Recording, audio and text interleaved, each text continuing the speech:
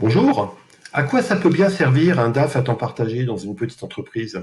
Aujourd'hui, j'ai choisi de vous raconter l'histoire d'un coup de fil que j'ai eu un jour d'un expert comptable français qui m'a dit, voilà Yvan, j'ai un problème particulier. J'ai un client qui est filiale française d'une boîte américaine et les Américains demandent à ce qu'on leur fournisse tous les mois un reporting.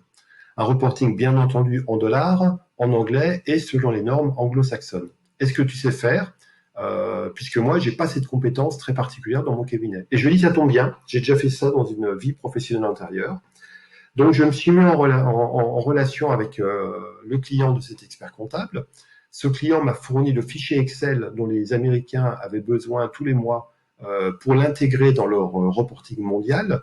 Bien sûr, un fichier auquel il ne fallait pas changer la moindre ligne et déplacer la moindre case, sinon ça aurait posé des problèmes pour établir le reporting mondial. Bon, ça tombe bien, moi j'ai déjà fait ce travail également, bon, c'était en français, mais en tant que consolideur, donc il a fallu que je me batte pour avoir des fichiers qui ne bougent pas d'un mois à l'autre. Et puis, il a fallu que tous les mois, je prenne une balance comptable française qui répond à des normes quand même assez différentes de la compta anglo-saxonne. Il a fallu qu'on adapte la compta française, mais tout en respectant les normes comptables françaises et les normes fiscales françaises que je maîtrise parfaitement. Mais il a également fallu modifier un petit peu l'organisation du client, parce que pour fournir un reporting, sachant qu'il y a beaucoup de mouvements de marchandises, d'achat-revente avec les Américains ou avec d'autres, le client avait besoin de fournir chaque mois un inventaire valorisé de ses stocks. Et il fallait que cet inventaire soit exact, mais tienne compte également d'éventuelles marchandises qui avaient été expédiées par les Américains, mais qui n'avaient pas encore été réceptionnées.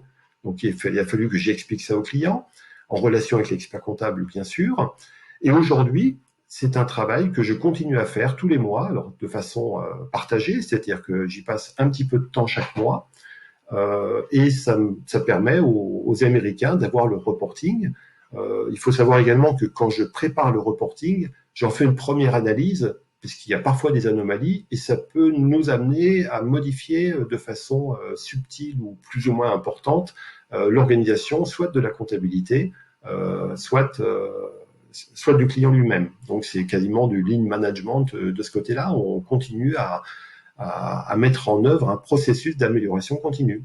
Donc ça peut servir à ça, un DAF à temps partagé, intégrer une compétence particulière, pointue, qui n'existe pas chez l'expert comptable et qui n'existe pas chez le client.